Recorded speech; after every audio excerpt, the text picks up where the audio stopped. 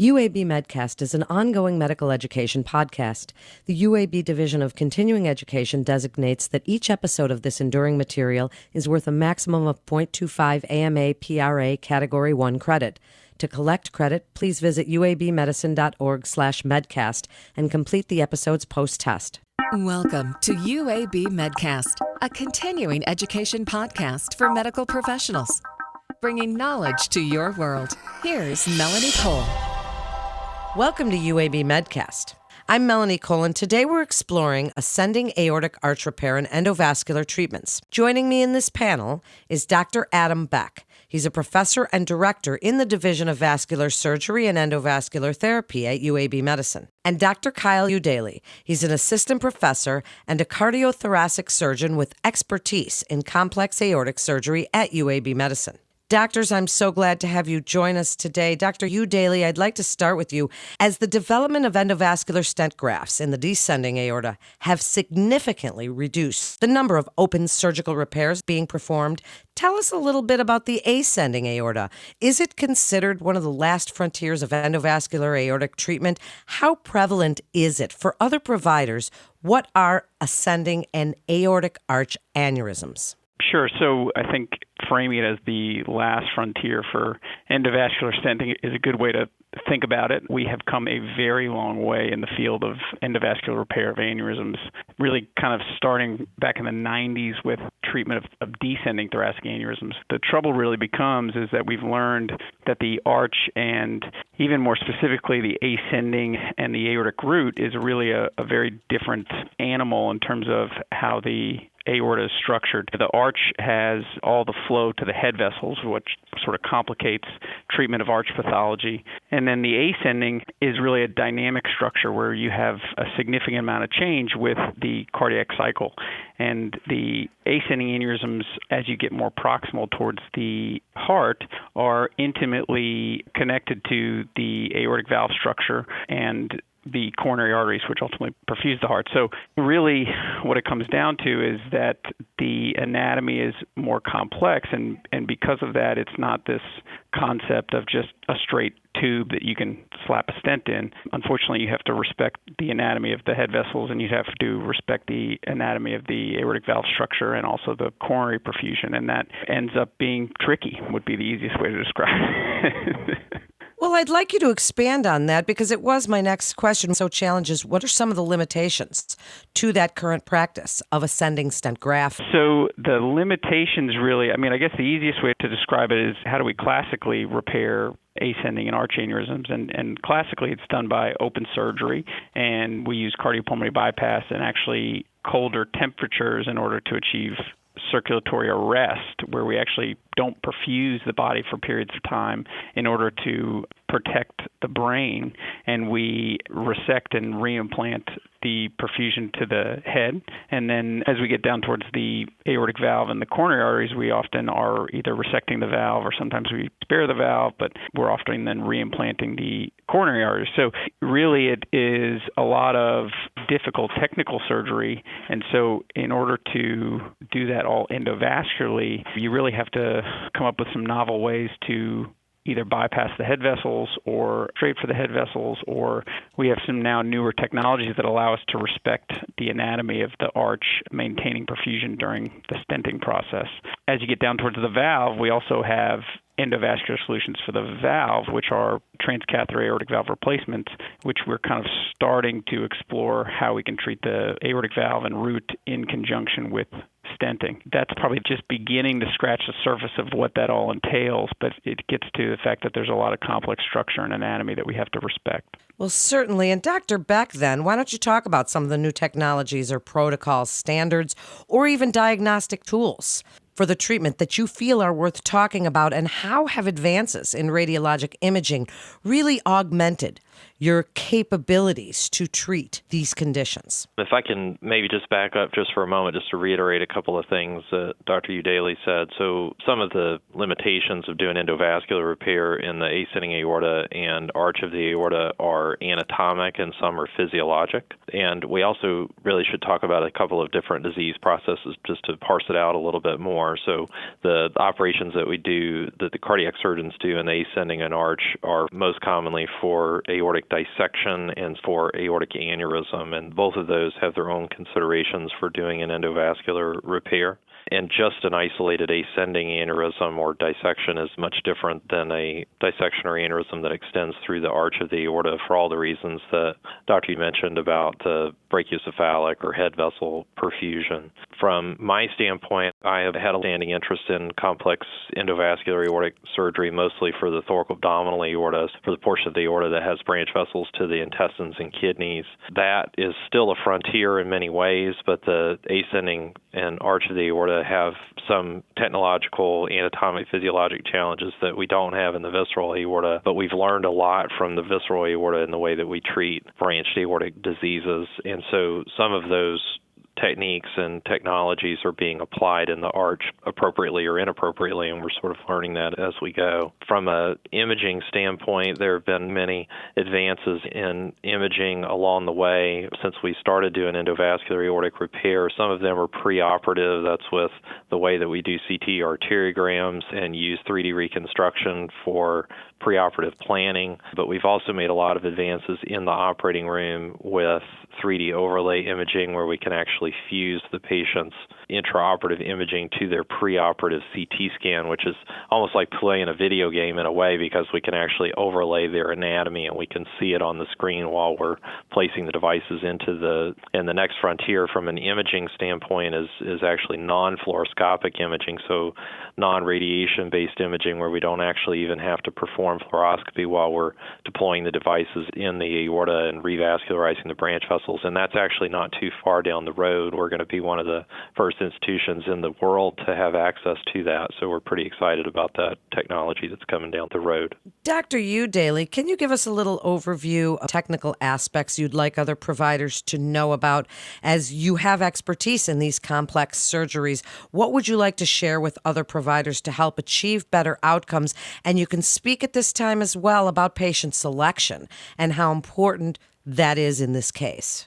Sure. I mean, I think you really kind of are hitting the nail on the head speaking to selection, right? And Dr. Beck just talked about all the advances we have in terms of preoperative imaging. But really, the reason that's important is because preoperative planning plays a major role in these cases. The variability in anatomy between patients can be pretty significant, and that variability means that there's not a one-size-fits-all solution for most of these patients.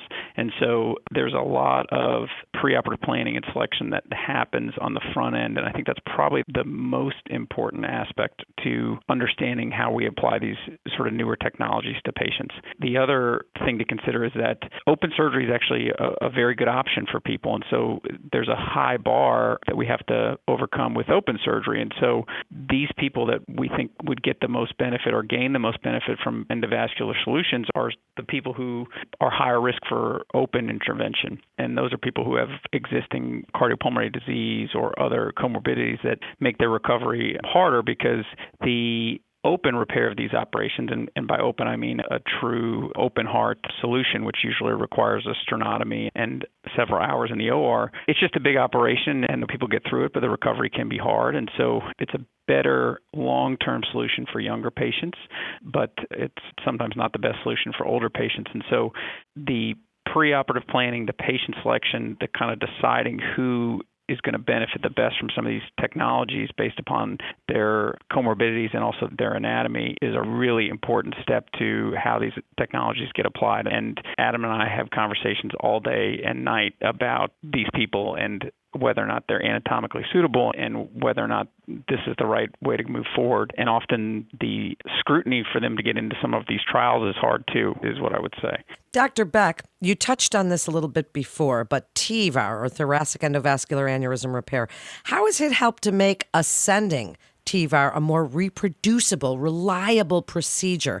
Tell us a little bit about the success rate of what you gentlemen are doing at UAB Medicine. How have been your outcomes? TEVAR has been around a little while. Usually when we say TEVAR, we're talking about the descending thoracic aorta, as you alluded to. That really has almost completely replaced open surgery in the descending thoracic aorta as far as isolated surgery or that isolated segment of the aorta. The outcomes are excellent. The morbidity or complication rate and mortality of those operations is much less than an open surgery. Thoracoabdominal aortic surgery is becoming more and more endovascular, although we still do a lot of open thoracoabdominal surgery for various reasons. Some of those that Kyle pointed out in younger patients are those with connective tissue disorders or infectious processes. As I think both of us alluded to earlier, the ascending aorta is a lot different because of maintaining coronary flow, maintaining the structure and function of the aortic valve, but also it's a very dynamic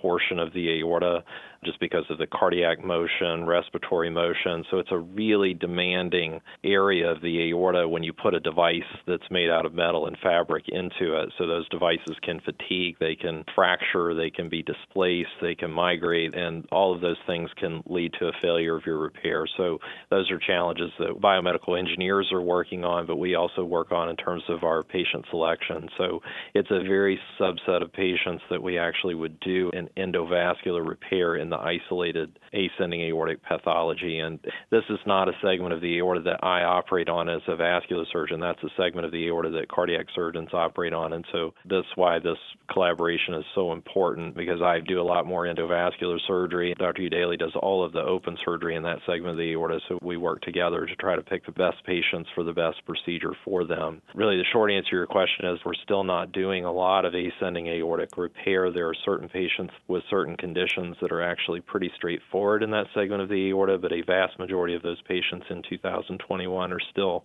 best served with an open operation. Well, thank you for that. And I'd like to give you each a chance for a final thought. Before we do that, Dr. Eudailey, based on what Dr. Beck was just saying about your collaboration, and given the complexity with increasingly complex treatment algorithms that are adding new options to your armamentarium of available therapies, how important is this multidisciplinary care, this collaboration between different specialists for these complex patients?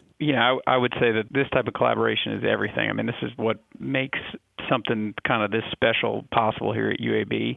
There are not a lot of centers across the U.S. that are even close to doing this type of collaboration, and certainly not a lot that are even applying it as frequently as Dr. Beck and I are. And it really makes our decision-making better on both ends. What it has allowed is that it has allowed us to be a part of some very exciting trials and development and things coming down the line from what Dr. Beck was saying in terms of biomedical engineers. In 2021, we are kind of using this in a very small selected group of patients, but there is an exciting pipeline of technology to where this should be more widely available, and we are really on the cusp of it here. And one of the only reasons we're on the cusp of it here is because this type of rapport exists between us to where we can say, is this open, is this endo, let's consider this, let's consider that, and that is a unique aspect to what's going on here at UAB, which I think is exciting. This whole episode is fascinating to me. So, Dr. Beck, first last word to you here.